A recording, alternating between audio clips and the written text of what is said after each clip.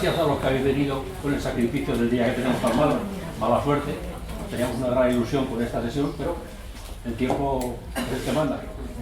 Bueno, nuestro ponente de hoy, conocido por todos, es pues un artista, en definitiva.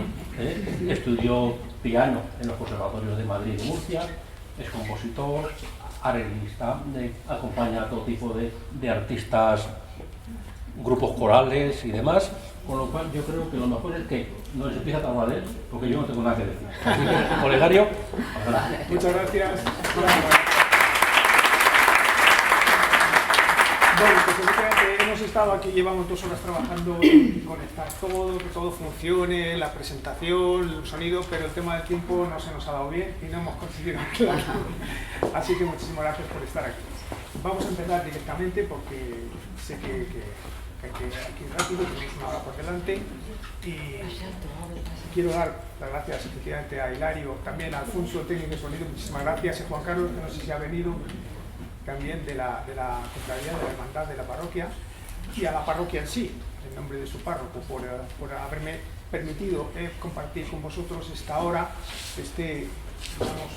conferencia didáctico-musical que he preparado para que pasemos una hora bonita, divertida y aprendiendo un poco lo que ha sido el devenir del hecho religioso a lo largo de la historia en el tema musical, que es de lo que se trata. Así que, sin más preámbulos, comenzamos.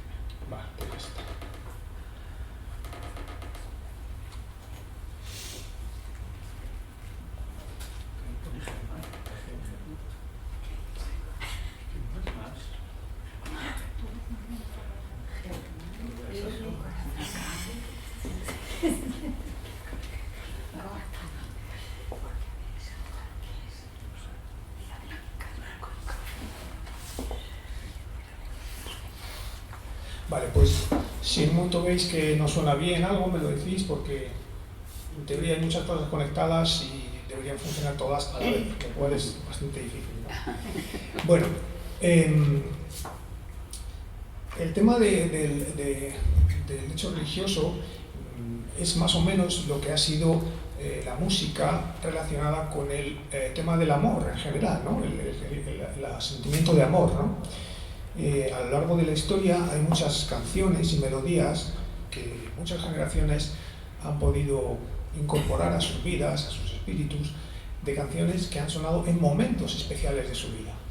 Y esas canciones han quedado ya grabadas y ya forman parte, digamos, del acervo cultural de muchas generaciones, ¿no? Canciones como, por ejemplo,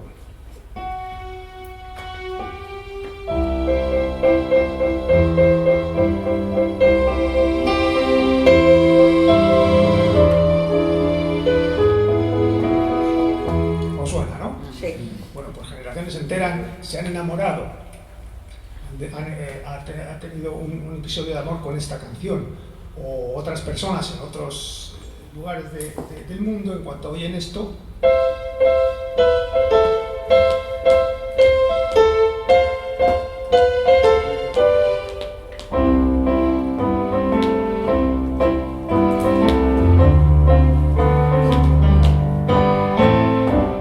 os suena, ¿no? Mucha gente ha bailado y se ha enamorado con melodías como esta, ¿no? En otro orden de cosas, en otras latitudes del mundo, cuando suena esta melodía,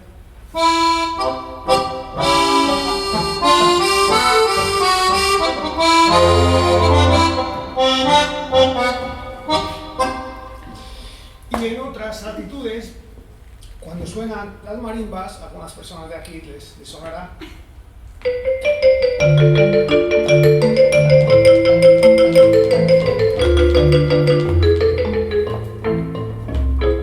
Bien, pues estas canciones que fueron escritas para, digamos, provocar sentimientos relacionados con el amor, el objetivo de esta conferencia es demostrar cómo, en cierta medida, se han hecho también muchas melodías, muchas canciones, muchas obras relativas al amor a Dios y a todo lo que Él significa y representa.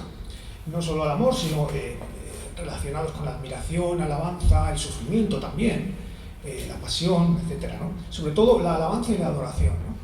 Entonces, el objetivo de esta charla es, como dicen en las películas estas que de juicios de jurado, ¿no? Dice, demostraré ante el jurado que... Pues demostraré que canciones que hayan sido escritas, como vais a oír hoy, que hace 50, 100, 1000, 2000, 3000 años, han pasado por el tiempo sin perder su capacidad de provocar el mismo sentimiento, la misma emoción, para la que fueron escritas hace todo ese tiempo. Así que si os parece, acompañarme en este pequeño viaje histórico acerca de la música, de la historia de la música en sus diferentes etapas relacionadas con el amor a Dios.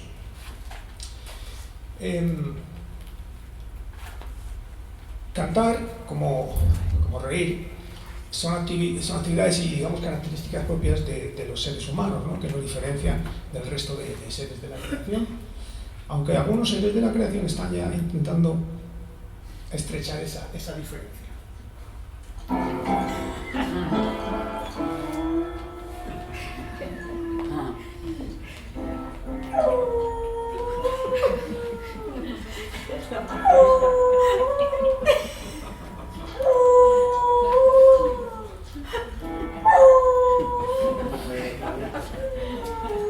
Ahí me parece que se ha equivocado, hará un sol en vez de...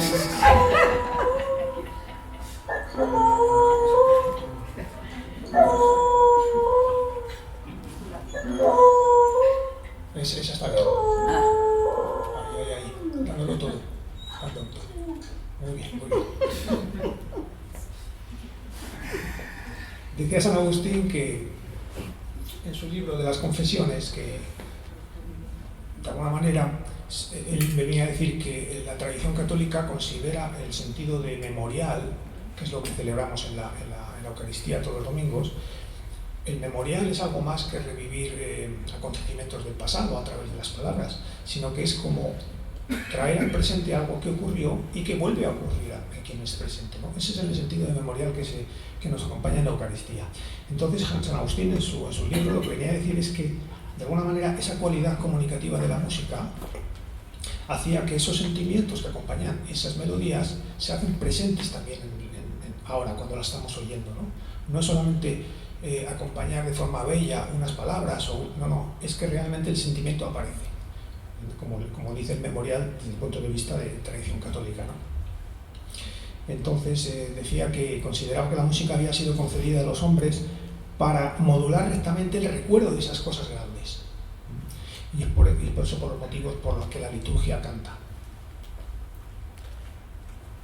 El padre Frisina, del cual habéis oído canciones como el Anima Christi, etc., es un famoso autor, sacerdote italiano, dice que la música es un medio de comunicación universal, capaz de expresar la fe de todos más allá de idiomas o de culturas diferentes, ¿no? En cuanto al hecho religioso, pues está presente desde que empiezan las primeras civilizaciones, ¿no?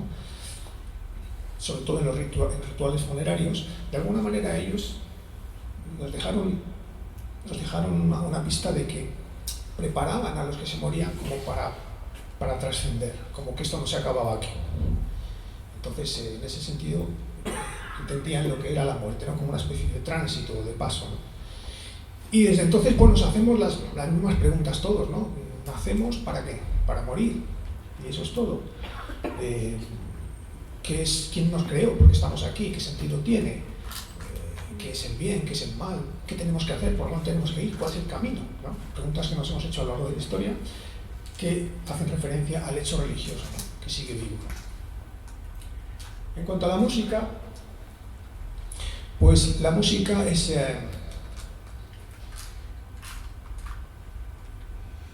Viene de la palabra musa, efectivamente. De la palabra musa, una de las 9 musas que todas eran hijas de Zeus, según la tradición griega, hijas de Zeus, y la diosa de la memoria, Mnemosyne, ¿no? En concreto, la que nos inspira a los músicos y a los poetas líricos es Euterpe.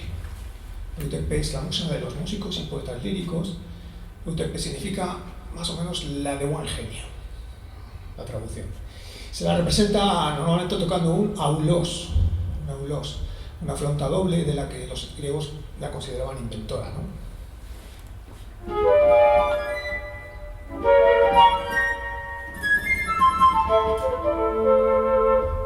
Hasta que llegó nuestra Cecilia. Cecilia de Roma, que fue mártir por su fe, y es ella desde entonces la patrona de los músicos, ¿no? Händel, el gran compositor del barroco alemán, le dedicó todo un oratorio a Santa Cecilia. Y curiosamente, una de las partes de ese oratorio, un andante, lo escribió para flauta, sonaría más o menos así.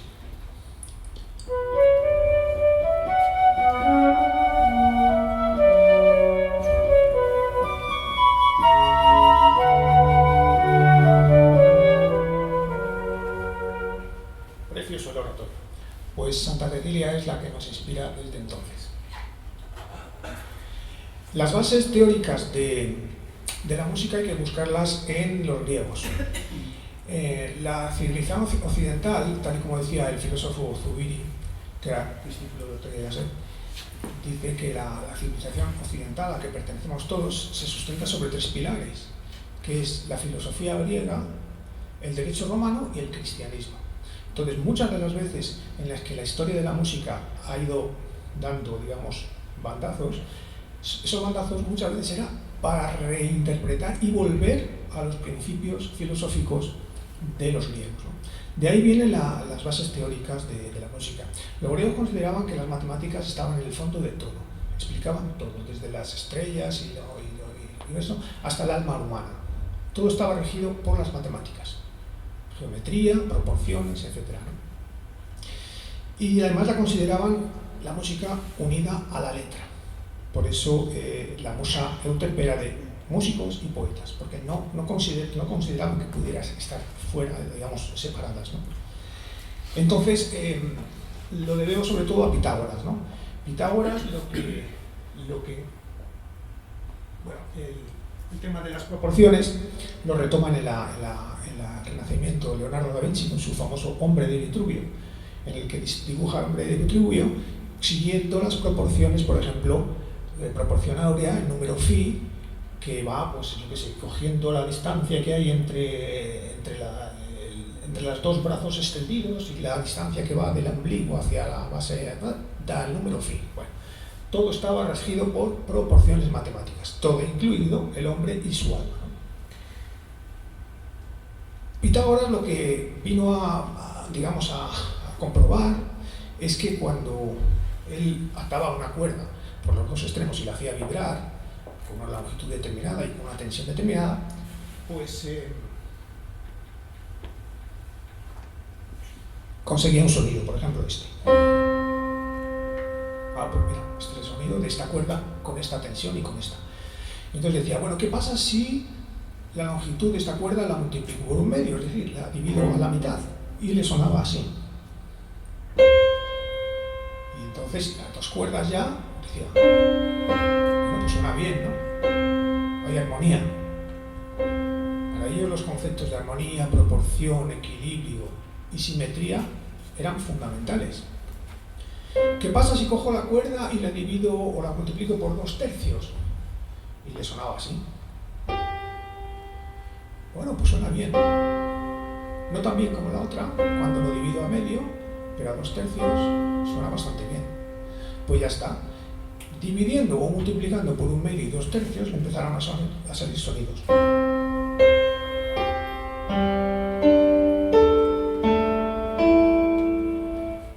¿Cuándo parar? Pues aplicando otro de los conceptos que ellos tenían es, si yo llevo todos esos sonidos a una circunferencia, los ordeno de menor a mayor, pues empezaré a hacer cortes de sonidos cuando la estrella que une un sonido con su quinta, con sus 2/3, sea simétrica. Entonces le apareció esto. La primera simetría la obtenía con 5 notas. 5 notas, que eran estas, pues ordenadas de más grave a más aguda eran estas. esta es la primera estrella simétrica, que es la escala pentatónica. Esta escala ya era utilizada mucho antes de Pitágoras por culturas orientales. A ver si os suena. La música que se hacía en esos países con la escala pentatónica sonaría así.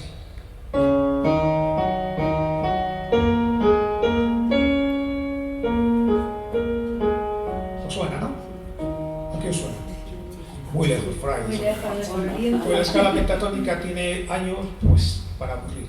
Pero ojo, no confundáis lo antiguo con viejo, porque la escala pentatónica hoy en día se utiliza.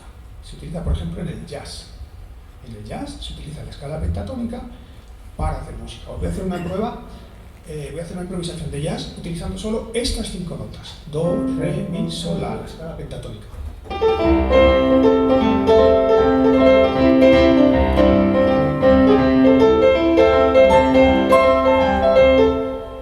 5 notas. La siguiente simetría la obtenía cuando hacía 7 divisiones. 7 divisiones unidas por sus. Obtenía una estrella simétrica, que son estos 7 sonidos.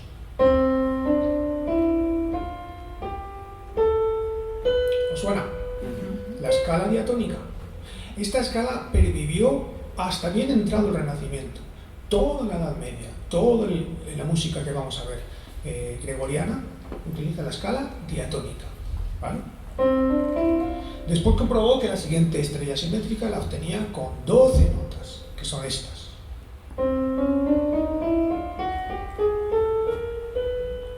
La escala cromática. Y esta es la escala que actualmente los músicos utilizamos para tocar música.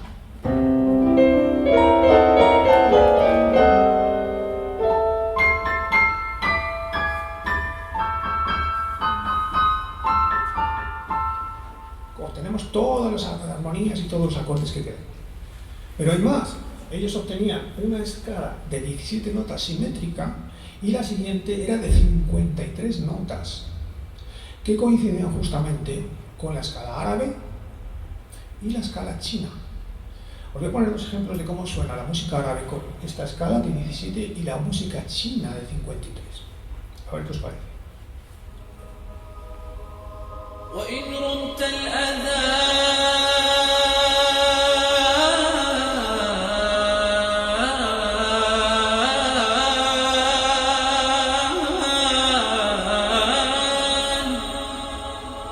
وإن رمت الأذان فذا حجاز يداوي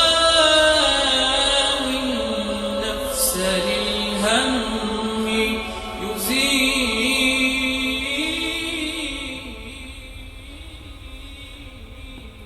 ¿Cómo suena la música china con 53 notas?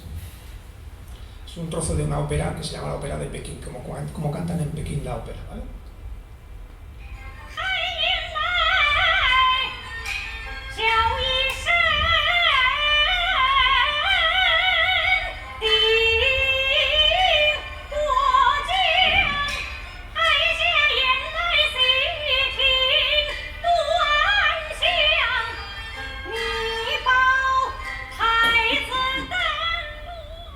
Ya sé lo que estáis pensando. Que alguien mate a ese gato, por favor, que está sufriendo. Un gato pisado.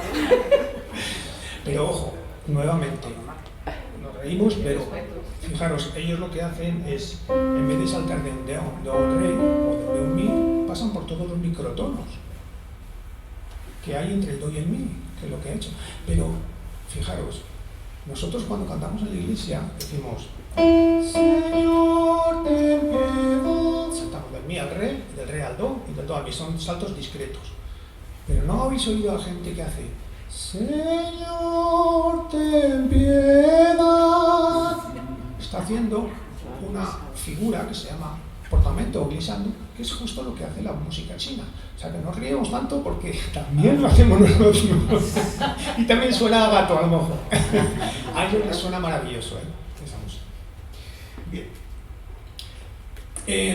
En cuanto a las bases, digamos, teóricas también de la música, nos vamos a fijar en... Ellos tenían dos teorías, la teoría de la armonía de las esferas y la teoría del ethos. Ethos es una palabra griega de la que deriva nuestra ética, ¿no? ¿Qué decía la teoría del etos? Decía que los diferentes modos en que hay de ordenar los semitonos, cuartos de tono y semitonos, cuartos de tono y tonos entre las escalas, la diferente, provocan diferentes sentimientos. Es decir, que las escalas están asociadas a comportamientos, actitudes y sentimientos diferentes y por lo tanto provoca cambios en las personas. Con lo cual hay que utilizar a un modo de ordenar esos semitonos y esos tonos, un modo de una escala, en función del sentimiento que quieras provocar, ¿vale? Esta teoría tampoco penséis que es antigua. Hoy en día se utiliza, por ejemplo, en musicoterapia. En musicoterapia se utilizan los modos griegos heredados, traducidos por los modos eclesiásticos, para tratar disfunciones de comportamiento, de la actitud, etc. O sea, que veis que todo lo que es antiguo no es viejo, porque se utiliza hoy en día, aunque hayan pasado 2 o 1000 o 3000. Bien, efectivamente, si yo tengo, por ejemplo, un modo que es vamos a coger, por ejemplo, el modo lidio, ellos le ponían nombres relacionados con regiones griegas, ¿no? Frígia, Doria. Entonces, si coges un modo, por ejemplo, que se llama modo lidio, es en el que están escritos muchos himnos, los himnos de las naciones, ¿no? El nuestro, por ejemplo, si os fijáis, son uno de los muchos himnos que están escritos en modo lidio.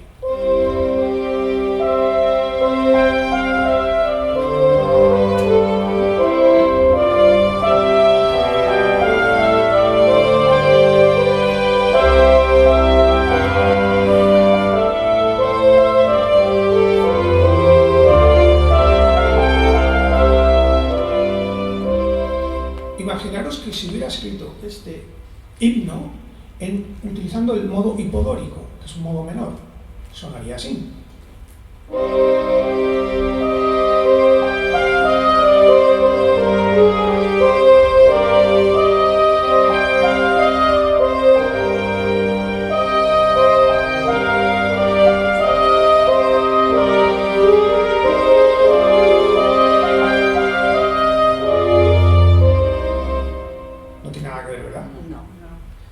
Muchos de estos himnos se escribieron para enardecer a los soldados en la batalla. Por ejemplo, el himno de la Batalla de la República, en la guerra de secesión americana.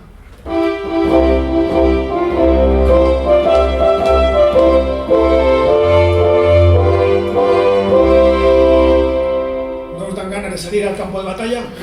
Imaginaros que hubiera sido escrito en hipodórico.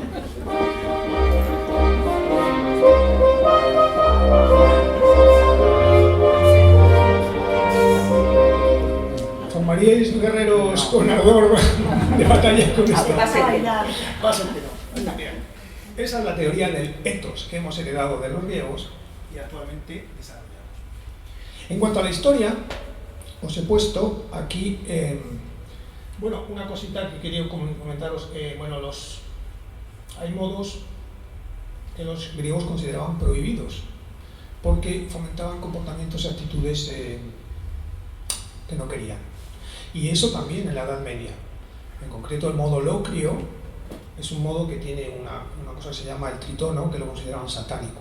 Hoy en día se utiliza el modo locrio para hacer música moderna. A ver si os suena esta melodía.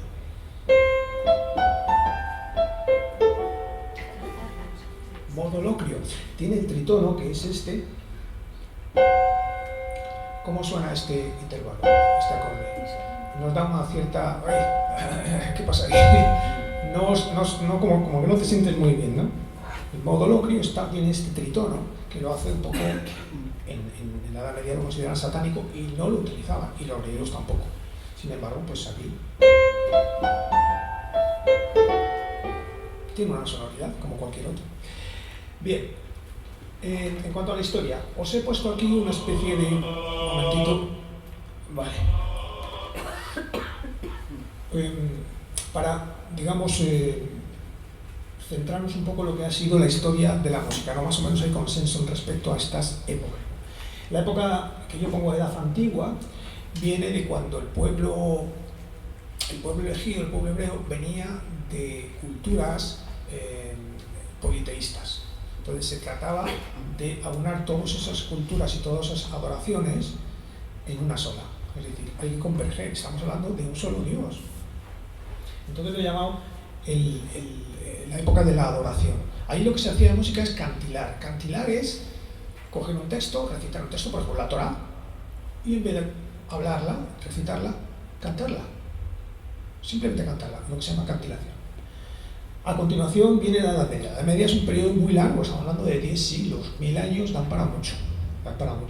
Es el tiempo del canto llano, el canto gregoriano, con la escala diatónica que hemos visto. Lo he llamado de la devoción porque era una época muy teocentrista, es decir, todo se explicaba en base a Dios. No había otra explicación. Estaba la Biblia. ¿Quién necesitaba más cosas? Está la Biblia, ahí no lo dice todo. Entonces, las épocas de la música reproducen un poco las épocas del hombre. A una época de vuelta a lo simple, digamos, al armónico, sigue una época de exaltación y sigue otra época de simple. Entonces tenemos, el Renacimiento viene a ser una explosión de la polifonía con respecto a la música.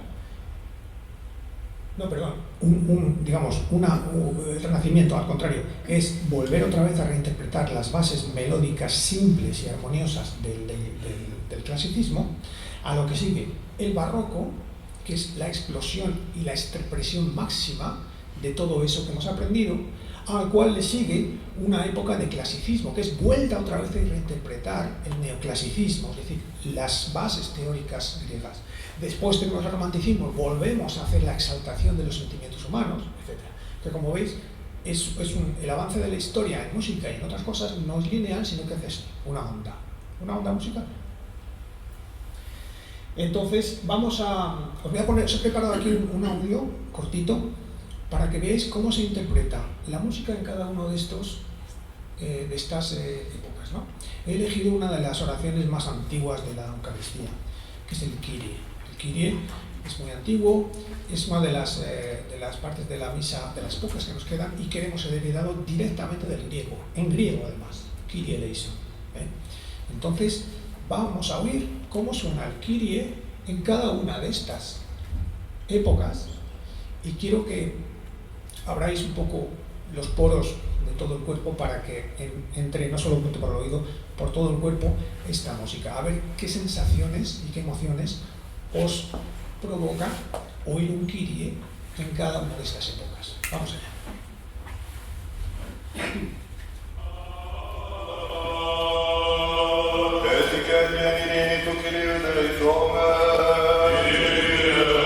Iglesia bizantina, primeras comunidades cristianas. Yo me nací.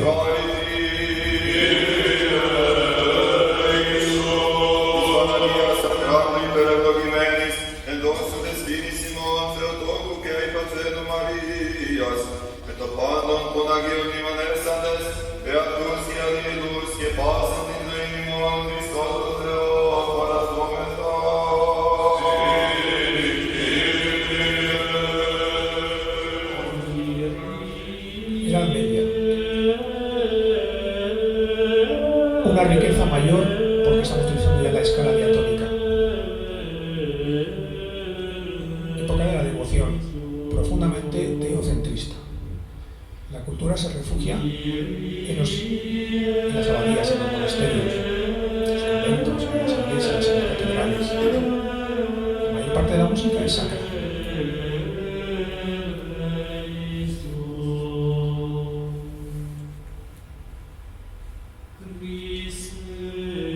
Los estilos arquitectónicos se suceden en esta época, románico y gótico.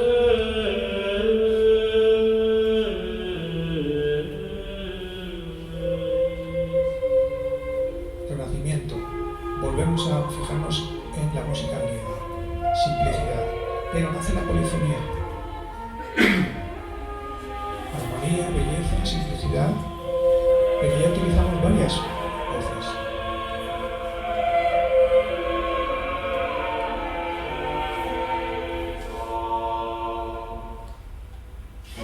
exaltación del valor. Se incorpora la instrumentación a la liturgia.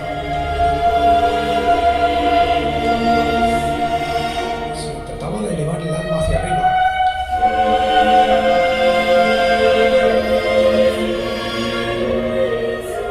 Hacia las alturas.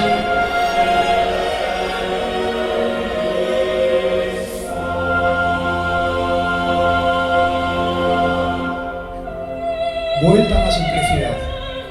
Líneas melódicas simples. Reinterpretación de las bases armónicas del clasicismo, en arquitectura el neoclasicismo.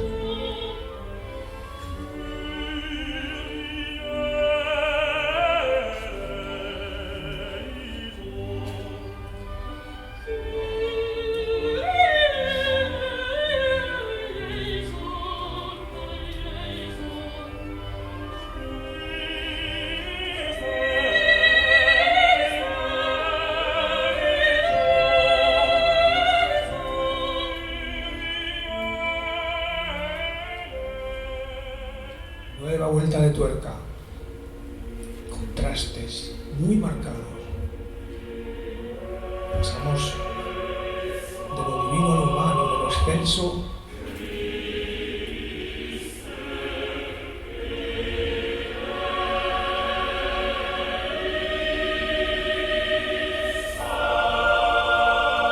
dramatismo, contraste.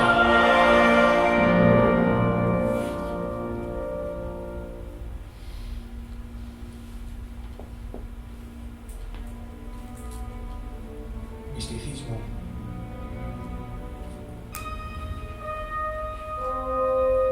Época moderna. Atonalidad, disonancias, experimentación.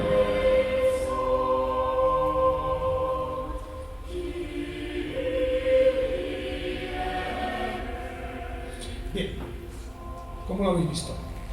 Hay una cierta evolución, ¿no? Es decir, cómo va variando de las proporciones clásicas, simétricas, tal, a la exaltación, nueva época de... ¿Lo tengo localizado? ¿No te nadie?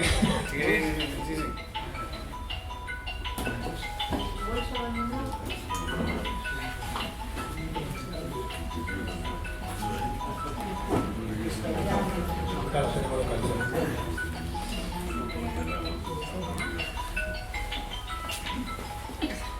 No hay nadie que lo pague. Vale, permíteme hacer un inciso. Los autores que vais a ver aquí, casi todos son hombres, la historia es así, no lo he escrito. Los autores que aparecen en las historias y las interpretaciones, tal y cual. Pero eso no significa que haya habido en la historia mujeres que han trabajado muchísimo, no solo el aspecto religioso, por supuesto, sino la música. Entonces quiero hacer una pequeña inciso con Hildegarda de Bingen. Hildegarda de Bingen, una de las 4 doctoras de la Iglesia, junto con Teresa de Jesús, Teresa de Lisieux y Catalina de Siena, es doctora de la Iglesia, y tenía una forma muy bella de componer. Vamos a ver un poco de su Spiritus Sanctus. Fue abadesa benedictina, mística. A ver qué os parece, Spiritus Sanctus.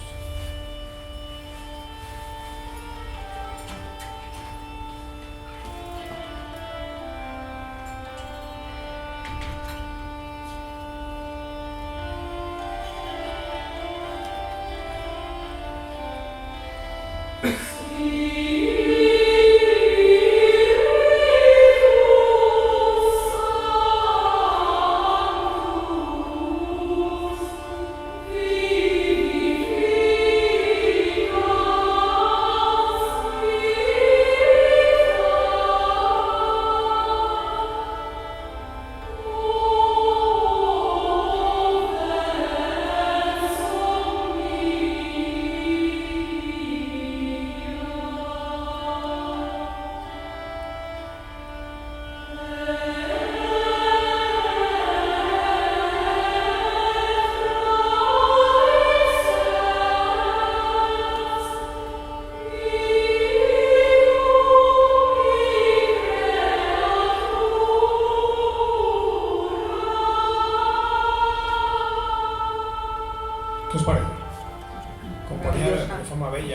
Maravilloso.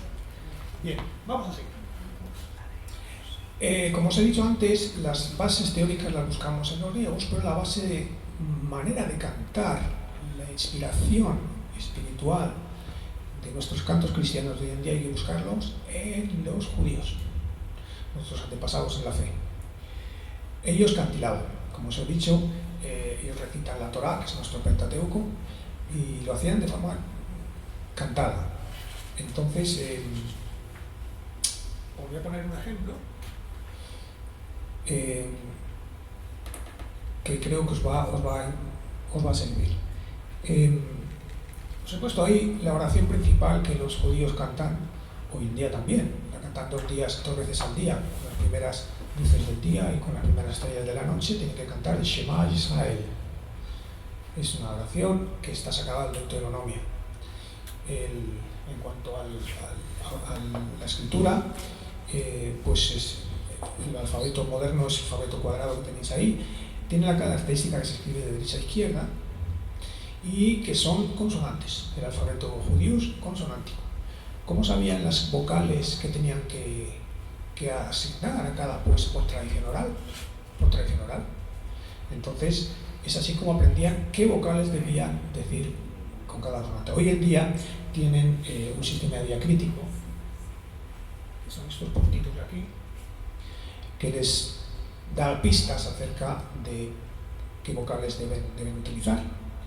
Y desde el punto de vista de la música, como no tenían escritura, y por lo tanto la transmisión de cómo debían cantar eso era oral, y por lo tanto cada rabino lo cantaba de una manera. Se moría el rabino, se moría esa manera de cantar.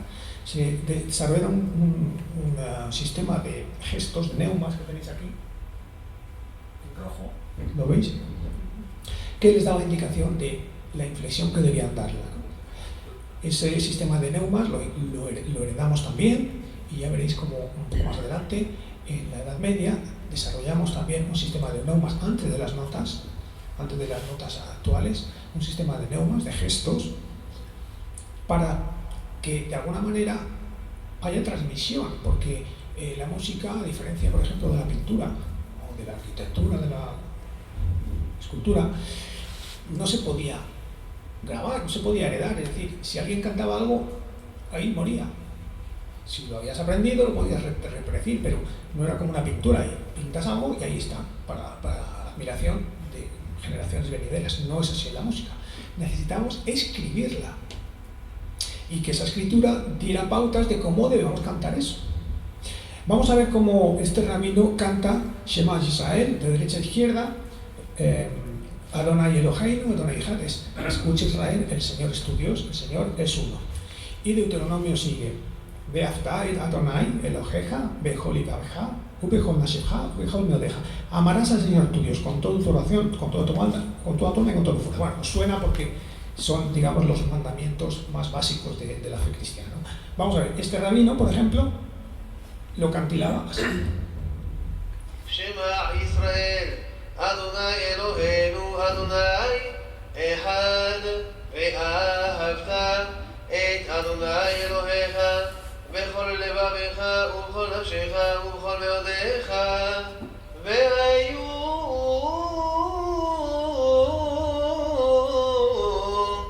Hadevarim ha'ele asher anochi, etc. Bien, esos neumas que ellos llaman nejinots es los que nos permiten a partir de ese momento saber cómo podemos más o menos interpretar esa música, ¿vale? Ellos sabían que cantilando, en vez de recitar solo la Torá, cantilándola, se retenía mejor por parte de los fieles. Y efectivamente tiene una base fisiológica. La música se almacena en diferentes zonas del cerebro, a diferencia, o sea, en más zonas del cerebro que solamente una recitación. Yo no sé si os ha pasado, pero yo tengo 2 familiares, uno mi padre y otro un familiar del pueblo de mi mujer, de Olvido, que por diferentes circunstancias perdieron la capacidad de hablar. Uno por un ictus, otro por un deterioro mental. Entonces no hablaban, no pueden hablar. Por lo demás tenían las funciones cognitivas bien. No sé si conocéis un caso parecido, pero era además muy divertido porque esta persona del pueblo de Olvido se había quedado solamente con la capacidad de decir pero. Entonces hablabas con él y te decía, pero, Mariano, ¿qué quieres? ¿Dónde está? ¿En el cajón de la derecha? Pero. No, encima, pero. Llegaba el domingo, iba a misa y cantaba perfectamente las canciones. ¿Os ha pasado? ¿Tenéis algún caso parecido? Mi padre igual, porque anterior del Alzheimer y tal ya te miraba así y no era capaz de decir. Le empezabas a entonar una canción y te la decía entera. O sea, que tenía todo el aparato fonador perfecto.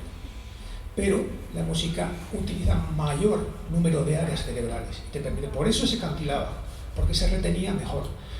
No sé vosotros, pero a mí me enseñaron el abecedario o los números. 8 por 1 son 8 por 1. O el abecedario inglés. A, B, C, D, E, F, G, H, I, J. A lo mejor esto... Es que me miréis como si... ¿Qué cosa más rara? ¿Os ha pasado, no? No, que no la habla de multiplicar cantando. Sí. Pues ese es el efecto de cantilar un texto, ¿no? Que lo que haces es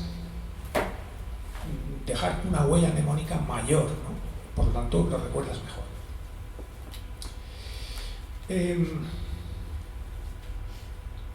La Edad Media, como os he dicho, es una edad muy larga, son 10 siglos. 10 siglos para mucho. A ver, tiene mala fama y tiene una leyenda negra, ¿no? Es como nuestra leyenda negra que nos han atribuido con el tema de la conquista del Nuevo Mundo, ¿no? Pero no es así, es decir, la Edad Media ocurrieron muchas cosas malas y buenas. Las primeras universidades nacen en la Edad Media. Bolonia, París, la polifonía, para nosotros crucial, para los músicos, nace en la Edad Media. Entonces, es injusto, ¿no? Ese espíritu de decir, bueno, es que la Edad Media fue un parón en la historia, un agujero negro, un valle que... ¿Vosotros creéis, si nos vamos ahora todos nosotros, cogemos y os llevo en una nave y nos plantamos en medio de un pueblo y al primero que pase le decimos, oye, ¿cómo llamáis al periodo este que estáis viviendo? ¿Vosotros creéis que me dirían, pues toda la Edad Media, lógicamente, es un valle en la historia, todo igual, hemos pasado por el Renacimiento y hasta que no llegue tal y cual? No te dirían eso. Ellos tenían una concepción lineal del tiempo como nosotros, que llamamos a estos tiempos contemporánea, edad contemporánea. Pues ellos lo llaman tempus presentis. O sea, es una evolución, nosotros venimos de una evolución histórica y seguirá. No tenían sensación de lo que nosotros le decimos, es que sois, no, ni mucho menos. Además, imaginaros cómo nos llamarán a nosotros dentro de 2000 años, a esta época. ¿Cómo nos llamarán? La edad del relativismo, de los robots, yo no sé, ¿cómo nos conocerán dentro de 2000 años, ¿no? O sea que es un poco injusto, ¿no? Ocurrieron muchas cosas y no todas malas. Bien, es el momento del canto gregoriano. Cuando cae el Imperio Romano, todas las comunidades cristianas, digamos, se difuminan, se parte, aquello se parte, la unidad se parte, queda el Imperio Bizantino, lo que sería el Imperio Romano de Oriente, que sería el Imperio Bizantino, pero las comunidades cristianas se reparten por la Galia, por Hispania y tal, y por lo tanto, de alguna manera, los ritos para celebrar el memorial eucarístico cambian, son diferentes, son en cada sitio de una manera. Aquí en España hay un rito que es el rito mozárabe, y por lo tanto, digamos, la forma de celebrar la Eucaristía como la música era típica de lo que había pasado, y aquí lo que estaba pasando es que había gente con la Reconquista que había vivido la cultura árabe, y había una mezcla. En el rito bizantino, por ejemplo, mozárabe, hoy en día desde Roma se permite, por ejemplo, en la catedral, si no me equivoco, de Toledo. La catedral de Toledo está permitido que haga misas con el rito mozárabe. Una de las características que os pongo aquí es esta: ellos hacen la fracción del pan en forma de cruz, en 9 trozos, dando forma de cruz a la... Bueno, hay otras características. Fijaros cómo suena un Gloria, otra de las canciones más antiguas de la Eucaristía, con el rito mozárabe.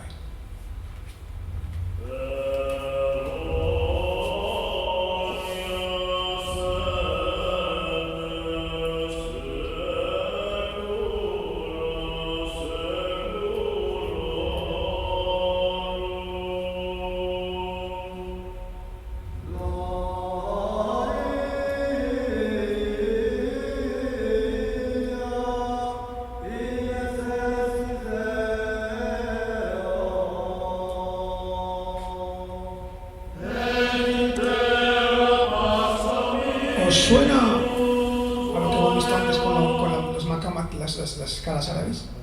Hay una reminiscencia. Pues la situación era esa, es decir, un solo credo, el credo de los apóstoles, pero diferentes ritos. Hasta que llega Gregorio I, nuestro Papa Santo, y dice, esto no puede ser, hay que crear un rito para todos, el rito romano. Y empieza a juntar todo eso, todo el rito galicano, el rito benedictino, el rito gótico, el rito mozárabe, y crea un solo rito. Y en la música igual, y demás después con los reyes carolingios, Pipino el Breve, etcétera, y en justa correspondencia con Roma, crean el rito romano. Un solo rito, porque si no, pues aunque en un momento dado se puedan utilizar lenguas vernáculas, no importa, un solo rito, y la música va a ser gregoriana, canto llano para todos, y además en latín, y se unifica todos esos líos que teníamos de diferentes ritos, diferentes músicas, ¿no? Que eran muy bonitas y de hecho se mantienen hoy en día, o sea, es una fuente cultural, pero a partir de Gregorio I se unifica el rito romano. Bien, fijaros aquí lo que hablábamos de los Mejinot judíos. En cada rito, en cada área, utilizaban unos neumas, que serán esos, para indicar cómo debía ser la inflexión de la voz. Hasta que llega Guido d'Arezzo y crea el sistema de solmización, con punctum quadratum, 4 líneas y tal. Pero hasta entonces, fijaros qué divergencia que había en cada una de las comunidades cristianas a la hora también de escribir la música. Quiero poner aquí un ejemplo para que veáis cómo se lee una canción, en este caso Media Vita, de Notker Balbulus, un monje benedictino. Notker Balbulus se le llamaba Balbulus porque significa tartamudo, era tartamudo el pobre, pero que escribió muy bonita música. Esta es una oración que se llama Media Vita. Quiero llamar a uno del coro de Asunción. Tenemos aquí bastantes miembros del coro de Asunción que me van a ayudar y les agradezco su venida. Voy a llamar al tenor Barry Delaney para que me ayude y veamos cómo suena.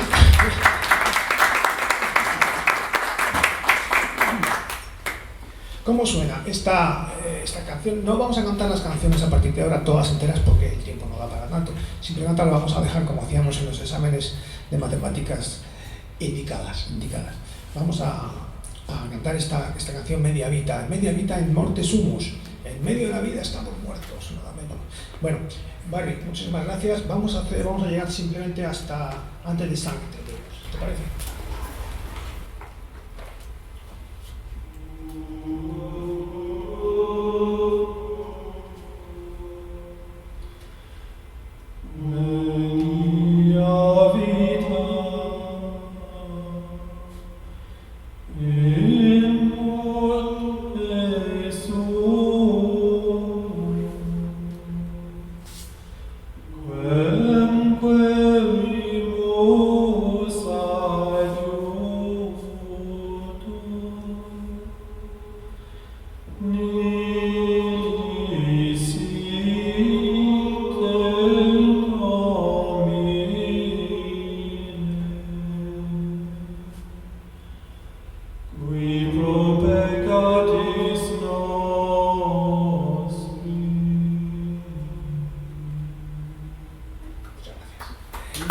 Lo que ha hecho una interpretación,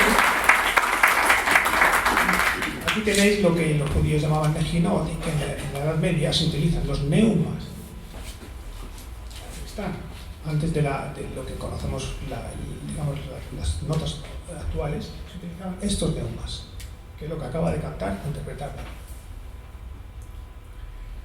Vamos a hacer otro ejercicio. En la primera mitad del siglo XI, el monje benedictino italiano Guido d'Arezzo lo que hace es, vamos a hacer un esfuerzo que continúa el esfuerzo que inició San Gregorio I, que siguieron los reyes carolingios, de unificar todos estos neumas. Es un lío, no los conocemos, y creó un sistema de solmización.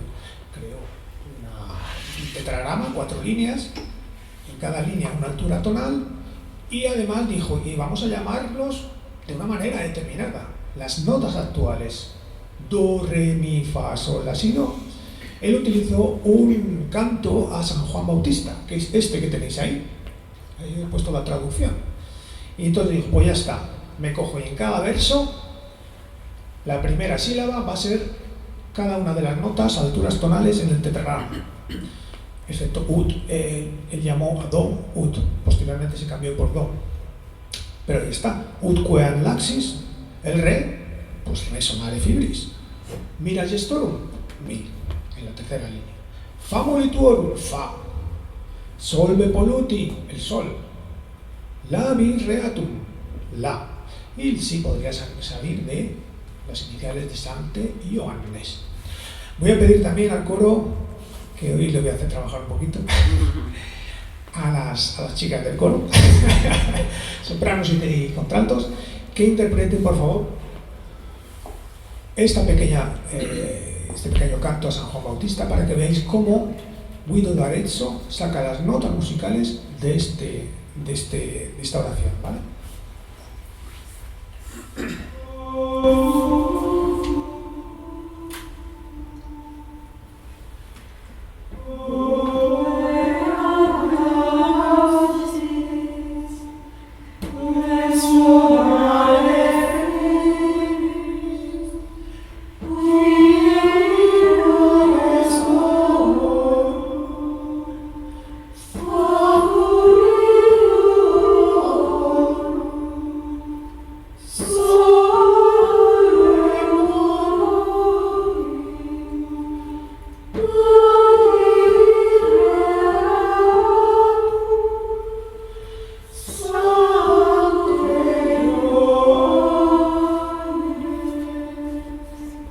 Ahí tenéis las 7 notas que hoy en día seguimos utilizando. Muchísimas gracias.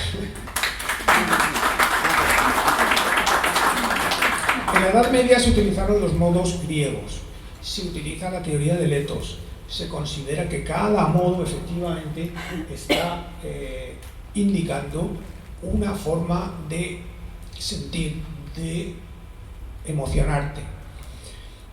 Esta es una diapositiva un poco prolija, no la hagáis mucho caso, pero a la izquierda tenéis cómo lo llamaron los griegos, frigia, hipodórica, dórica, cómo se ordenan los tonos y semitonos de diferente manera. En los modos eclesiásticos en la Edad Media se les llama de otra manera, modo 1, modo 2, protus auténtico, protus plagal.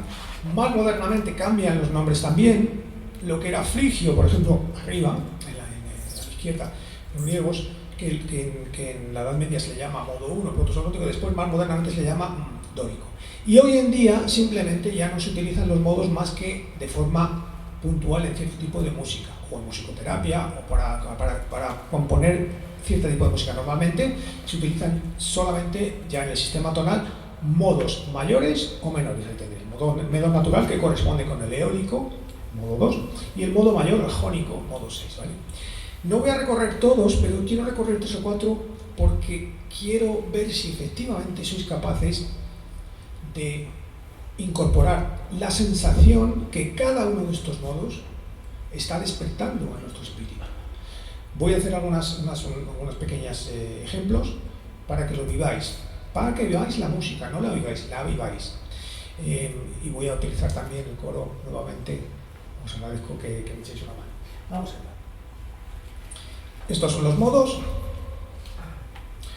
Y cada modo, a la derecha tenéis ahí la emoción, el sentimiento que despierta, en función de cuál es la ordenación de los tonos y semitonos que hay en ese modo. ¿De acuerdo? Vamos a ver. Modo 1. El modo 1 es un modo solemne. Es el más utilizado, ¿vale? En la música gregoriana. Es un modo solemne, es un modo severo. Es para contar cosas. No intenta despertar sentimientos muy encontrados o contrastantes. No. Es solemne, severo, enfático, porque estoy contando algo que ha pasado. En este caso, por ejemplo, el Ave María gregoriano, que es la salutación del ángel a la Virgen, estoy contando algo. Simplemente quiero contar de forma enfática lo que pasó. Y entonces es un modo protus auténtico. Vamos a ver cómo suena el Ave María gregoriano. Voy a pedir a los chicos del coro que me echen una mano. y veáis cómo es un coro que en cierta manera está desprovisto de emocionalidad y es muy solemne, ¿vale?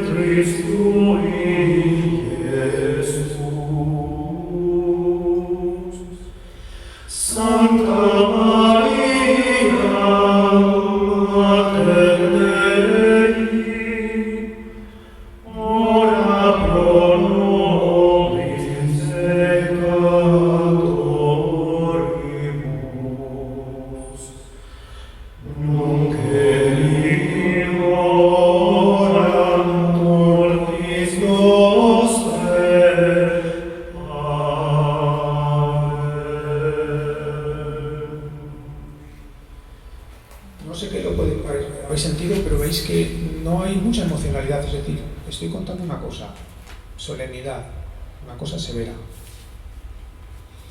Vamos a seguir, por ejemplo, vamos a saltar al modo 3. He escogido en este caso la adoración eucarística, otro de los puntos fuertes de nuestra fe, ¿no? La adoración eucarística, y la vamos a cantar con dos modos diferentes, el 3 y el 5. El 3 es un modo místico, es para cantar cosas místicas, misteriosas, meditativo, profundo, como es, por ejemplo, la Eucaristía, que es un misterio, o la adoración eucarística.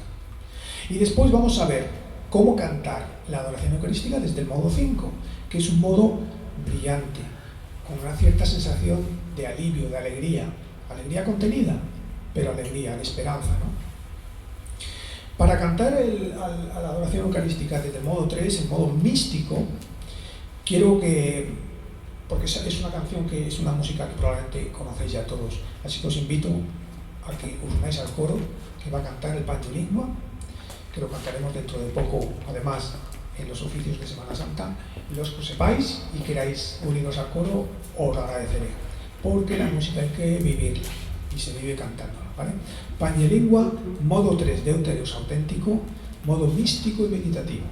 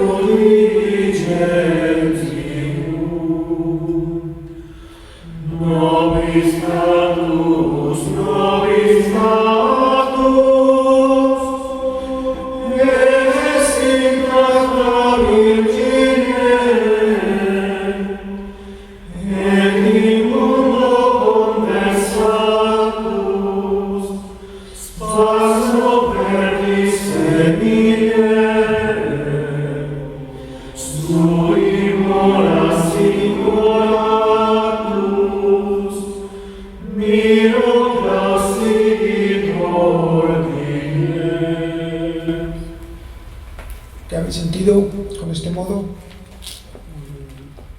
En teoría tenéis que sentir una cierta excitación, una cierta... aquí hay algo más que me están contando, algo más de la historia que me están contando. Me están llevando a otro sitio. Vamos a ver cómo se canta a la adoración eucarística desde el modo 5, que es un modo más brillante, un tono más majestuoso, más alegre, pero contenido. Es otra oración muy antigua, de Santo Tomás de Aquino, que es el Adoro te devoté, también la conocéis, y voy a pedir la ayuda en este caso de nuestro tenor Germán, muchísimas gracias, que va a hacer una interpretación del Adoro te devoté.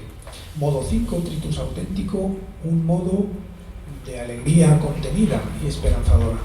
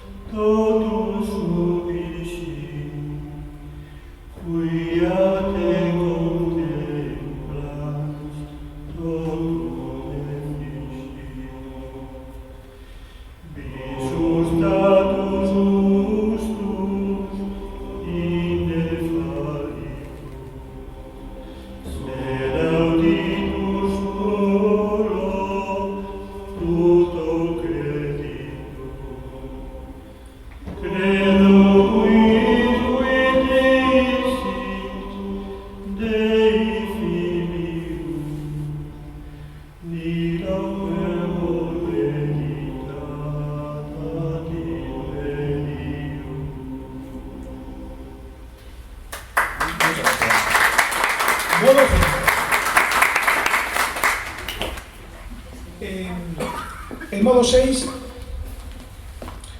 Tritus Plagal, es un modo brillante, pero a la vez serena brillante, por así decirlo, ¿no? Porque contribuye a una especie de atmósfera de entusiasmo, pero devoto, es decir, un entusiasmo sincero, no desbordante, ¿no? No deja de tener, digamos, el aspecto devocional, ¿no? Dentro del entusiasmo que provoca este modo. Las antífonas marianas que cantamos con el coro en la misa, al final de misa, casi todas están en este modo. Quiero pedir al coro otra vez que me eche una mano y vamos a cantar el Ave Regina Celorum en modo 6 para ver cómo suena, ¿no?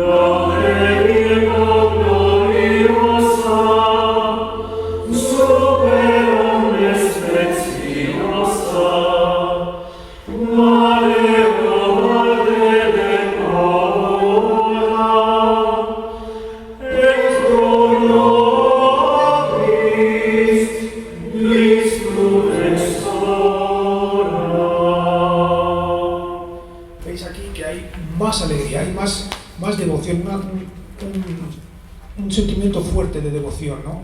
Sobre todo con la subida al si bemol, ¿no? Y por último voy a hacer un pequeño ejemplo con el último modo que consideraban el modo perfecto, porque es como el modo 8, día octavo, después del séptimo del Shabbat, completitud, o sea, de alguna manera recoge todas las sensaciones de los modos anteriores. Y en este caso, la oración del Beni Creator está escrito en este modo. A ver cómo suena. Por favor, ¿me echáis una?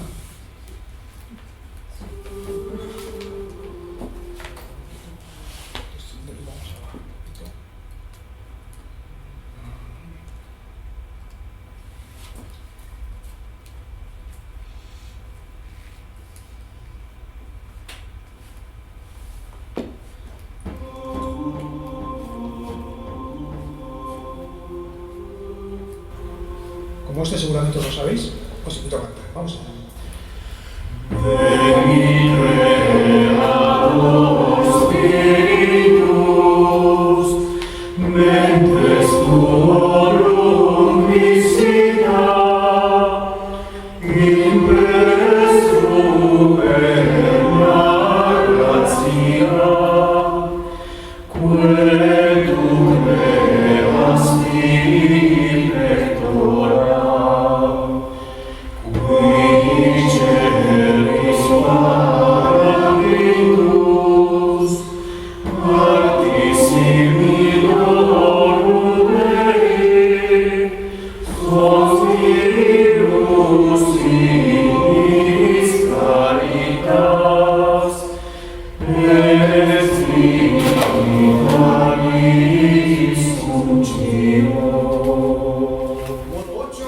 Modo completo. Vamos a seguir. No quiero pasarme. La Edad Media supone la creación de la polifonía. Nace la polifonía. Nace en Notre Dame, de la mano de dos monjes. Uno se llamaba Perotin, que los ingleses franceses dicen Perotin, y no sé por qué dicen Perotin, porque claramente pone Perotin. No sé por qué. El otro se llamaba Leonin, y dicen Leonard. Bueno, tendrá que ser así. Entonces, hicieron algo muy sencillo. Cogieron el canto llano y primero hicieron una cosa que llamaba duplo, que es ponerle una nota pedal, una nota de referencia, para ver cómo sonaba toda la melodía. Y después hicieron una cosa que llaman órgano, que es manteniendo la nota pedal, una segunda voz a una distancia interválica de cuarta o quinta. A ver qué pasa. Ahí nació la polifonía, una cosa tan sencilla. Vamos a cantar, voy a pedir la ayuda de nuestro bajo Miguel Ángel, os vamos a cantar el Víctima de Pascal de Laudes, que la cantaremos dentro de poco, en tercera de Cuaresma. Es una secuencia que se canta después de las lecturas, y para que veáis la diferencia, cómo se canta primero en canto llano, canto monódico, que lo va a hacer Miguel Ángel, y después voy a recrear yo con él el duplo, poniendo una nota pedal, y el órgano contando lo que él canta a una distancia interválica de cuerda.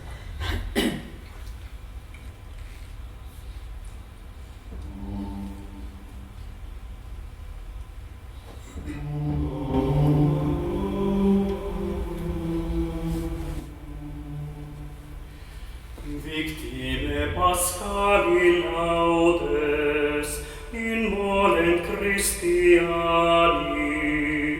agnus redemit oves, Christus innocens patri, reconciliavit peccatores, mors et vita duello, conflixere mirando, dux vitae mortus regnat vivus, dic nobis Maria, quid fidis in via, sepulcrum Christi viventis, et gloriam vidi resurgentis, angelico testes, sudarium et vestes, surrexit Christus pes mea, precedet suos in Galilea. Cimus Christus surrexiste, amor tuis vere, tu nobis victorex miserere. Amen. Alleluia.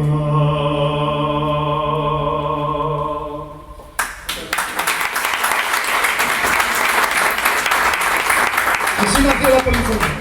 Y ahora os volvemos a cantar, ya con todo el coro, cómo queda, a finales ya de la Edad Media, inicios ya del Renacimiento, cómo queda la polifonía en su máxima expresión, y lo vamos a hacer con una canción moderna, una interpretación, un arreglo moderno de Hilarión Eslava, nuestro Hilarión Eslava, que cogió esta secuencia de así, la que no forma parte del misal romano, pero se canta en ciertas celebraciones litúrgicas, es una letra tremenda porque habla de ese día.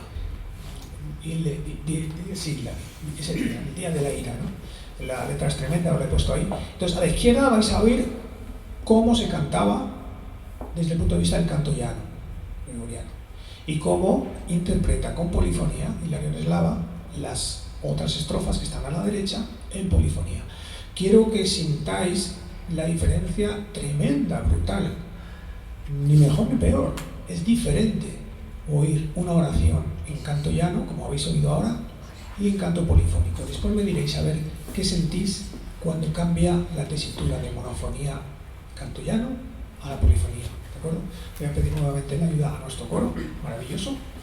Y vamos allá, ahí tenéis la letra, a la izquierda en monodía de canto gregoriano, a la derecha las estrofas que vamos a cantar en polifonía.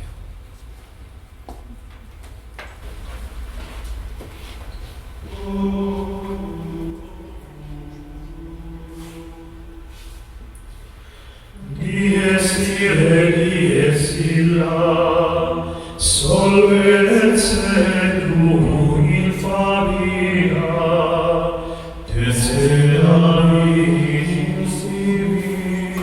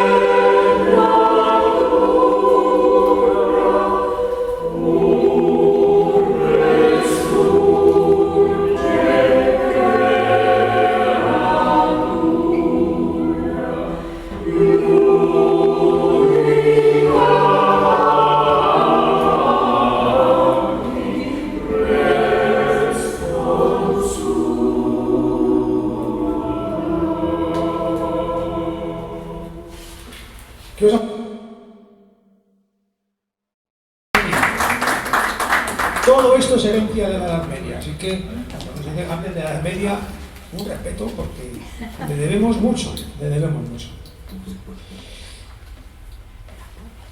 Bien, la Edad Media también tiene un efecto, un fenómeno que es que la música que se cantaba en la calle, en los pueblos, empieza a penetrar en la música religiosa, que hasta entonces, según los concilios, estaba prohibido. El tema de instrumentos y todo eso no era bienvenido en la iglesia, porque distraía de lo que es el mensaje. Por eso el canto llano, el canto gregoriano, que dura toda la media, es vocal, a capela, sin instrumentos, de tal forma que la música queda supeditada al texto, que es lo que interesa. Pero la fuerza de la historia es así, es decir, bueno, pues lo que cantaba el pueblo en las calles, en los pueblos, con los juglares, con los trovadores, de alguna manera termina por penetrar en lo que es primero en la música religiosa e incluso después en la música sacra, ¿no? En la corte de nuestro buen rey Alfonso X era un hombre muy preocupado por esto, de alguna manera de recoger todo el acervo que hasta ese momento las culturas judía, árabe y cristiana no se estaban ofreciendo. Entonces crea la escuela de traductores y también le interesa mucho la música, ¿no? Él escribe un códice que se llama las cantigas de Santa María, que hablan sobre los milagros que hasta ese momento la Virgen había hecho, y también otras cantigas de alabanza, de loa, y muchas de ellas las escribió él. Entonces vamos a recrear aquí por un momento la corte de nuestro buen rey, que nos está nos está presidiendo y le vamos a pedir a Su Majestad que vamos a interpretar una cantiga suya, la número 100, una de las más bonitas, a ver si le parece, a ver si da su visto bueno. Voy a pedir nuevamente la colaboración de nuestro coro. Vamos a cantar la cantiga. Os voy a poner ahí la letra.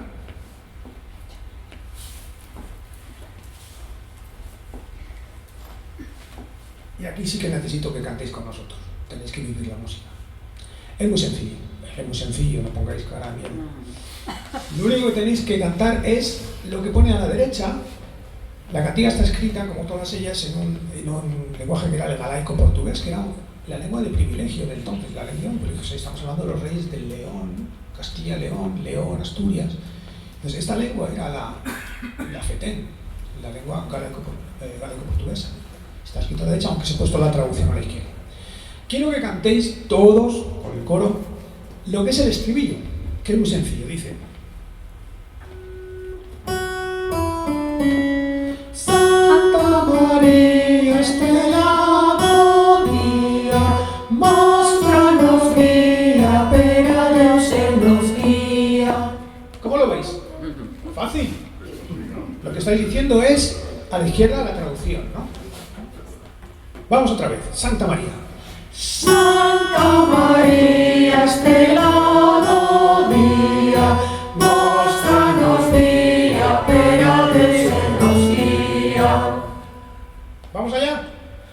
Os indico. El resto de la letra la va a cantar el coro. Cuando llegue el estribillo, a cantar. Si no, no lo podéis sentir. Hay que vivir la música. Vamos allá.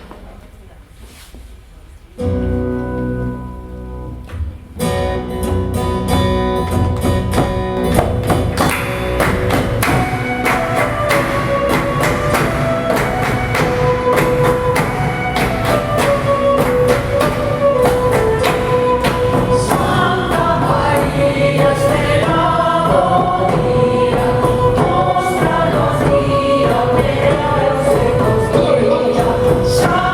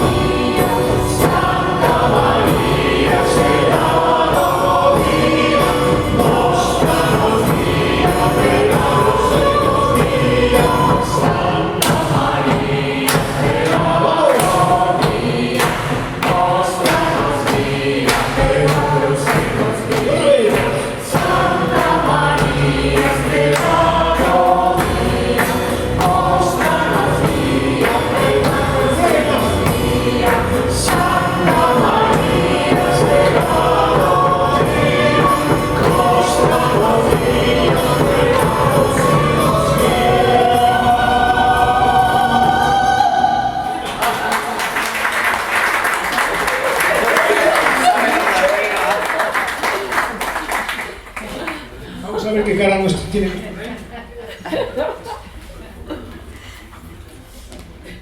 Ah, está contento, está contento. Lo hemos hecho bien. Y Nuestra Señora, que está un poco más allá, más todavía, que la hemos cantado bien. Así que muchísimas gracias, coro. Esto es, digamos, como al final de la Edad Media, la música popular, que es básicamente rítmica, fundamentalmente en compases de 3x4. El 3x4 es el compás de la jota, de las sevillanas, del vals. Y se mete, digamos, se funde ya con la música religiosa. Este es un ejemplo. ¿Qué os ha parecido? Muy interesante. Muy intensa, ¿eh? Os levanta el ánimo. Vamos a seguir, que se me está yendo el tiempo y te me quedan 4 cosillas. La Edad Media termina entonces... Termina mal, la verdad. Termina con una peste enorme a finales del siglo XIV, que diezma a la población de Europa. Y bueno, como no hay mal que termine octubre, de ese tremendo impasse, pues surge el Renacimiento, ¿no? Entonces, ahí tenemos ya la polifonía en su grado. Os he traído a nuestro Tomás Luis de Victoria, sacerdote abulense, que es una de las máximas figuras en Europa de la polifonía, junto con el italiano Orlando Di Lasso, Josquin Desprez, el francés, Palestrina. Entonces, vamos a cantar, antes habéis oído el Ave María gregoriano, vamos a ver cómo suena en la interpretación de Tomás Luis de Victoria ese mismo Ave María, con la polifonía ya desarrollada, ¿no? Os he puesto aquí simplemente para que veáis. Arriba es una de las técnicas que utiliza la polifonía, que se llama el contrapunto imitativo. Una voz empieza a cantar, la otra empieza a cantar un compás y medio después, la otra otro poco compás. Entonces se crea ahí una textura que vais a oír ahora, como cuando alguien teje y dice, bueno, la trama, la urdimbre, el bies, y al final aparece una textura preciosa, una tela. Pues es lo que hace aquí la polifonía renacentista con la música. La única diferencia es que Tomás Luis de Victoria, cuando habla de Santa María Mater Dei, lo hace en modo homofónico. ¿Por qué? Porque el contrapunto imitativo, el problema es que no se entiende bien el texto, no se entiende bien. Queda muy bonito, pero se pierde lo que estás diciendo. Mientras que en la homofonía queda clarísimo cuál es el mensaje. Estamos en la contrarreforma, estamos luchando contra esa herejía, estamos demostrando, sobre todo este aspecto fundamental de nuestra fe. Santa María es la madre de Dios, algo que negaban en el protestantismo. Entonces, aquí Tomás Luis de Victoria dice, no, para que se entienda bien, voy a hacer homofonía. Vais a ver la diferencia entre el contrapunto imitativo, que queda muy bonito, pero se pierde el mensaje. Y cuando llega el mensaje que quiero que el fiel lo tenga claro, pasamos a la homofonía. Vamos a ver cómo queda.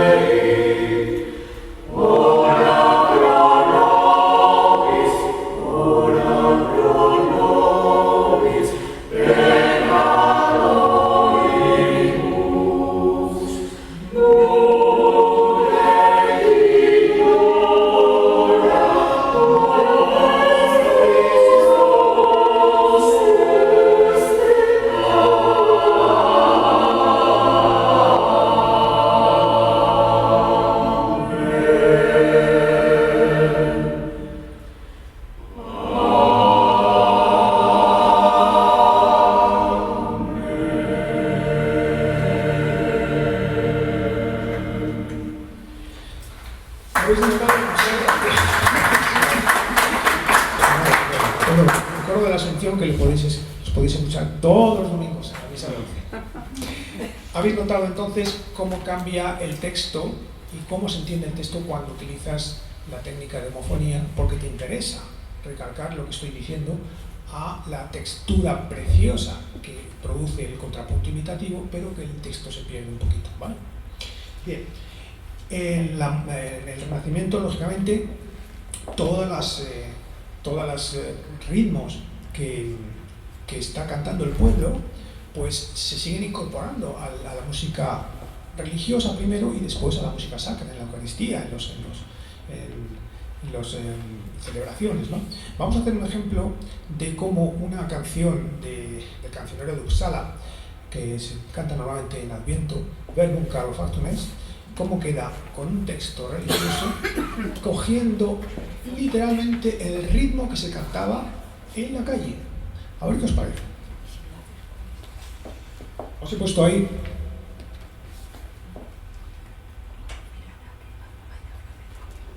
la letra que está en latín, empieza a ser ya latín español, que es latín vulgar, ¿no? Pero ya es el español, ¿no? Básicamente el castellano ya reconocible, ¿no? Verbum caro factum est, anónimo del cancionero de Uppsala.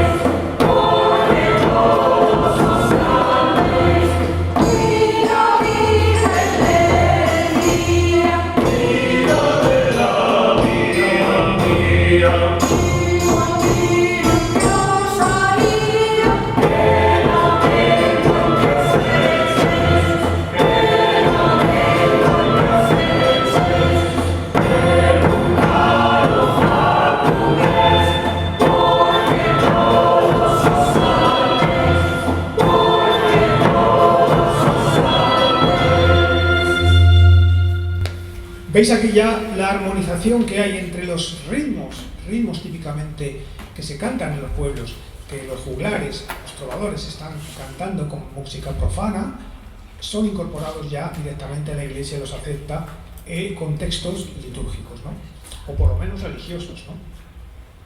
Bien, vamos a dar un salto porque se nos está yendo el tiempo. Vamos al barroco. El barroco supone, como os dije, un salto cualitativo de las melodías renacentistas en las que nos inspirábamos, de los conceptos que hemos hablado antes de los griegos, sencillez, armonía, proporcionalidad, simetría.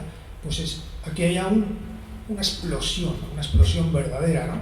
De toda la polifonía. Además, ya se incorporan los instrumentos, o sea, la evolución te arrastra y la iglesia termina por aceptar los instrumentos. De hecho, en concreto, uno de los instrumentos que de alguna manera son incorporados, os voy a poner un ejemplo,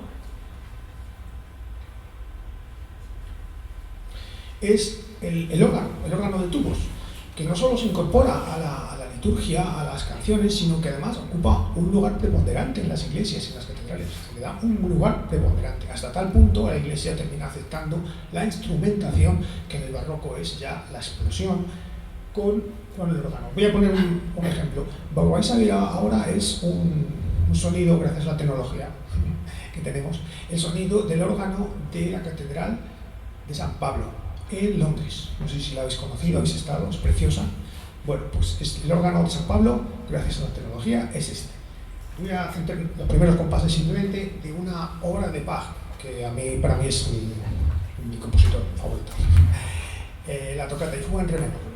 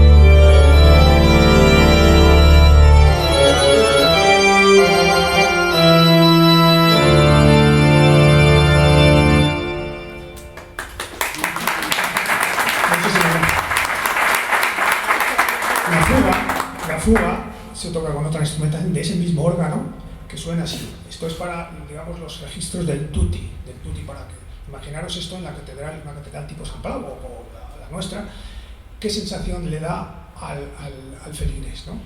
Está mirando aquellas agujas tremendas, aquellas vidrieras que apuntan hacia el cielo, está oyendo esta música, ¿qué le pasa? Parece como que se le despegan los pies del suelo y le invita a subir a esas alturas, ¿no? Es lo que es el barroco. El barroco es esto, es decir, vete a las alturas, es que te he hecho unas agujas tremendas, unas alturas, unos arcos apuntados brutales para que mires hacia arriba, mira dónde están las vidrieras y mira lo que te hace la música. La fuga sería con el sonido de este órgano así.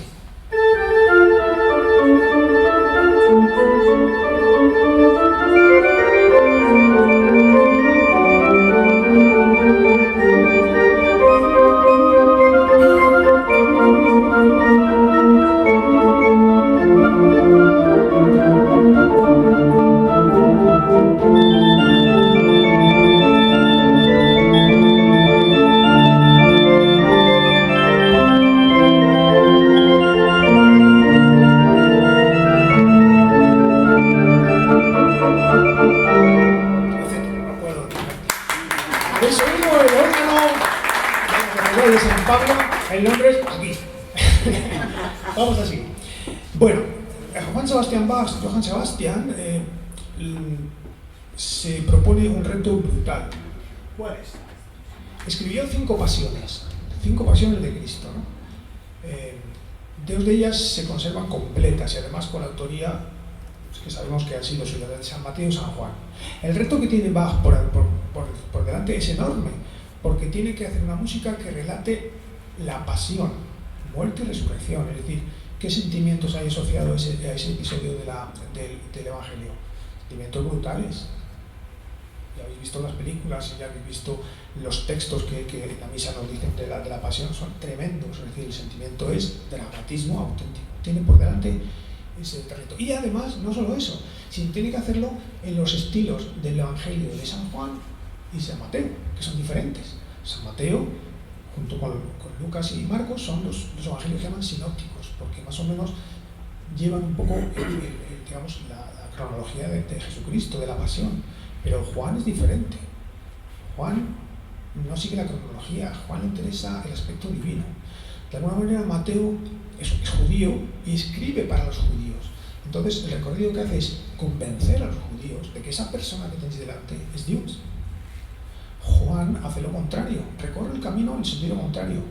Juan dice, no, es que yo voy a fijar en la condición divina de esa persona que vosotros estáis viendo como una persona más, pero es Dios, y por lo tanto es Dios quien está en él.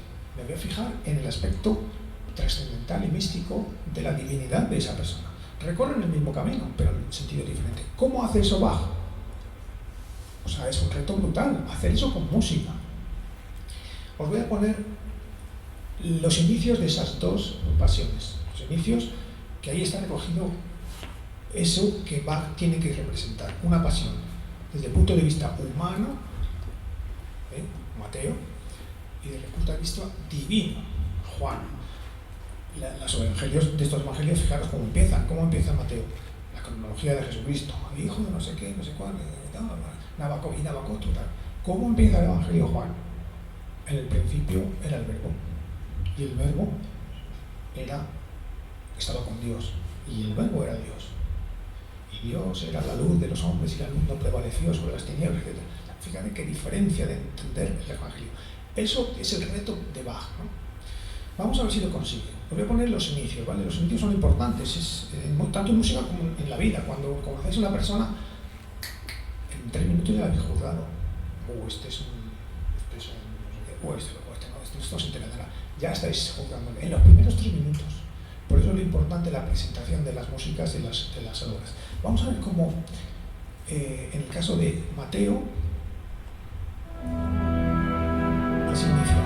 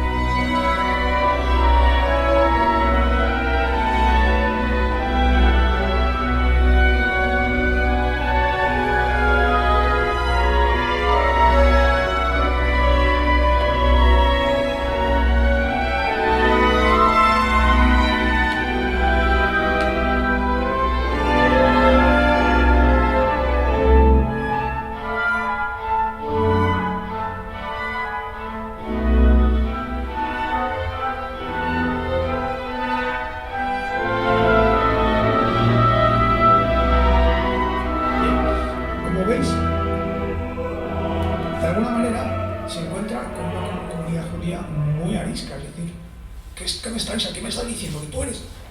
Entonces intenta calmarlo. No os preocupéis, es solo un hombre. ¿Qué miedo tenéis de él? Se ha bajado, se ha rebajado. Es la humildad de Dios. Es un hombre. Tratadle como uno más. Fijaros cómo utiliza una forma de decir a los judíos: tranquilos, no pasa nada. Es solo un hombre.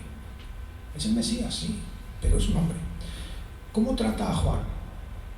Fijaros.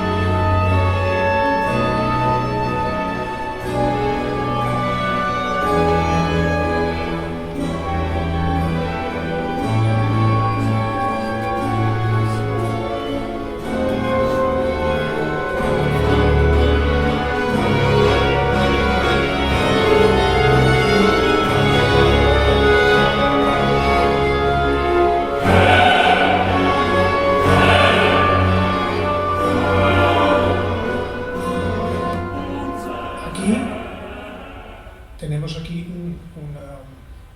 uno de los episodios más dramáticos de la pasión, ¿no? Pilatos está diciendo: pero tú eres rey. Y el de Jesús le dice: sí, soy rey, para esto he nacido y he venido al mundo para dar testimonio de la verdad, pero mi reino no es de este mundo. Todo el que me sigue escucha mi voz, todo el que está interesado en la verdad me escucha. Entonces Pilatos le dice: ¿cuál es la verdad? Pero Pilatos no espera la respuesta, se dirige a los acusadores y les dice: no encuentro nada malo en él. Pero después lo entrega para la crucifixión. El dramatismo de esta escena aumenta si consideramos que Pilatos tenía a la verdad delante de sí.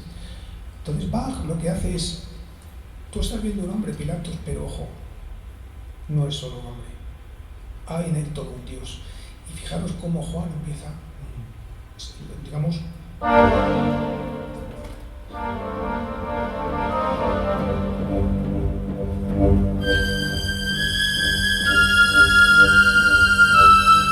estás dando cuidado, no es solo un hombre lo que tienes delante.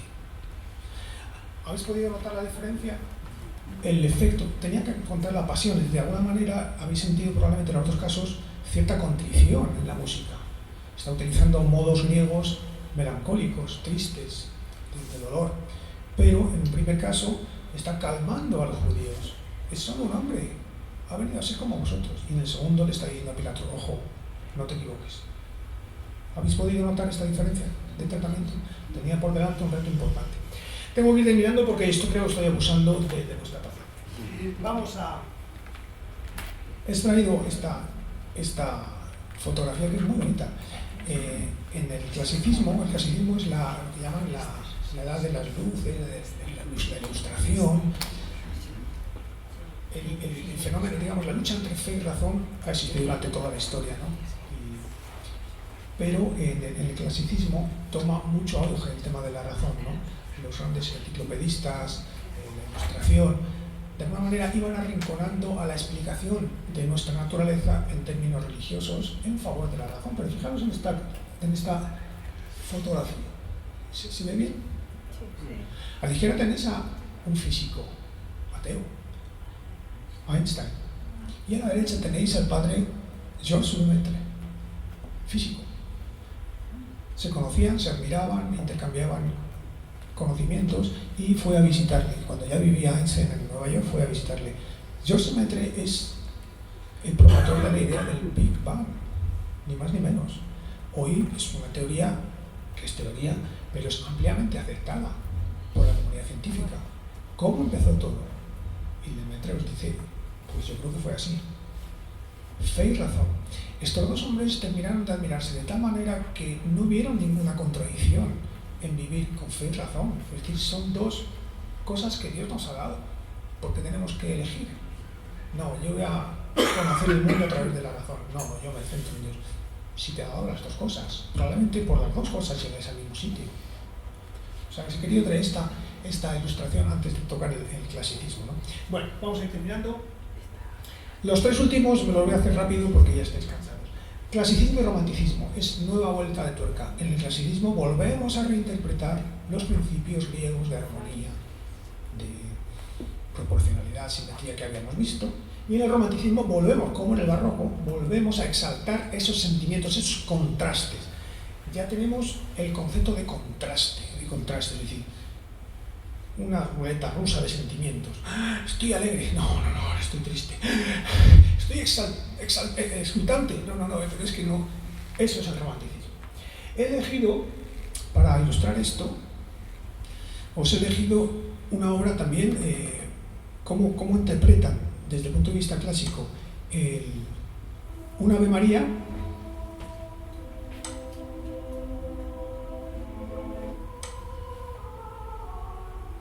Vale. ¿Cómo interpreta Mozart? ¿Me dejas un momentito? ¿Cómo interpreta Mozart desde el clasicismo? Es decir, desde la reinterpretación de los principios de simplicidad, armonía, un Ave María. ¿Cómo se interpreta desde el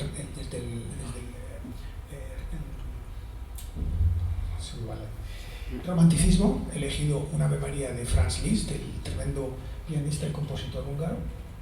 A ver si notáis la diferencia de inspirarme nuevamente en la simplicidad clásica o volver a retomar, como se hizo en el romanticismo, cosas fuertes, cosas... Ahí nacen los nacionalismos, quiero conocerme, mis raíces, se reinterpretan cosas de la Edad Media, de los místicos, ¿no? Vamos a oír la Ave María desde el punto de vista clásico.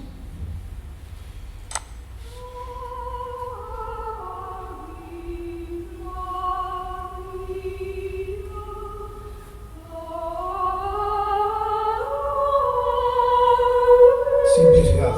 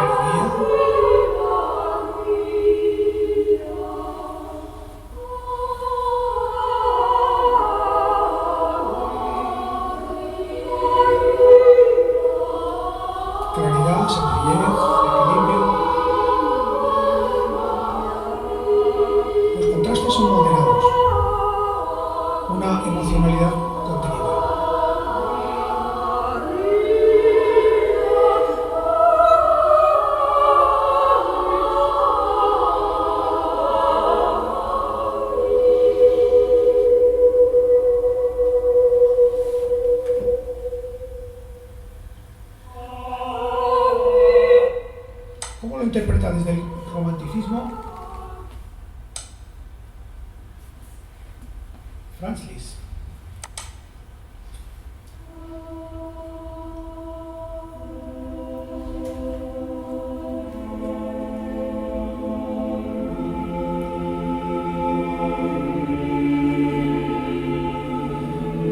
Mayor lirismo,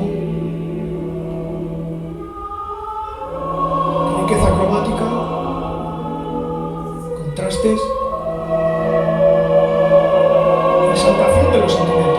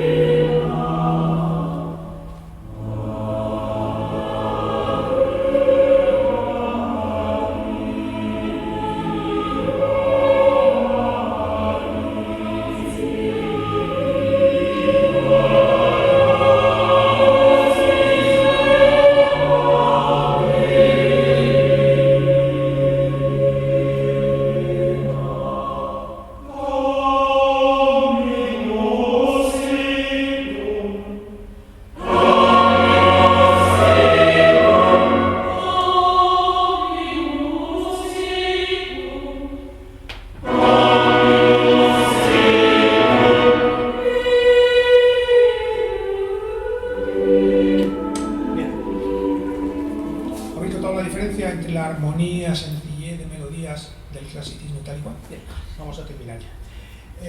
Vamos a terminar con una interpretación que creo que recoge bien lo que es nuestro sistema actual de componer. Actualmente tenemos una ventaja y es que conocemos todo lo que han hecho los anteriores y podemos coger recursos y técnicas de cada uno. Y por lo tanto, los compositores de ahora te pueden coger perfectamente canto llano, armonía contrapuntística renacentista, atonalidad, disonancias, contrastes, porque tenemos todo eso nos lo han dado, ¿no? Me vais a permitir que me tome la libertad de elegir un intérprete y creador y compositor vivo, moderno, muy joven, muy guapo, que además es miembro de nuestro coro, para interpretar una Ave María y que vais a comparar con estos dos, que ha compuesto él, por favor, Miguel Ángel.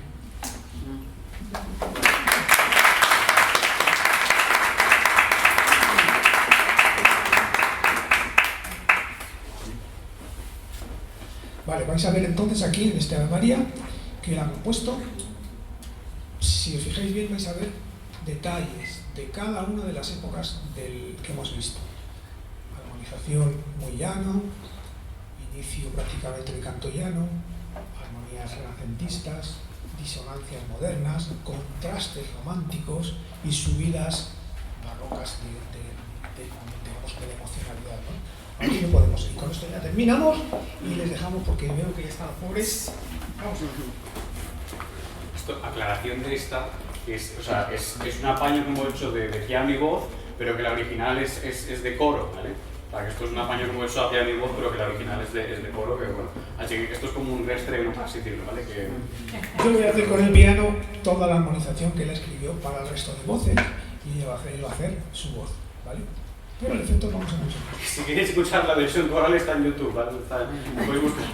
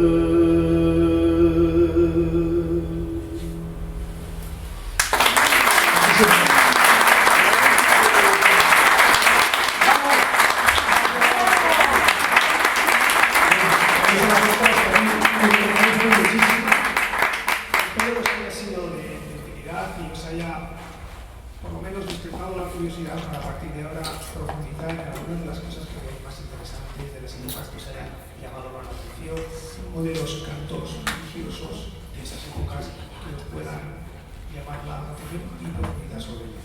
Gracias por venir, gracias al coro, un aplauso muy fuerte.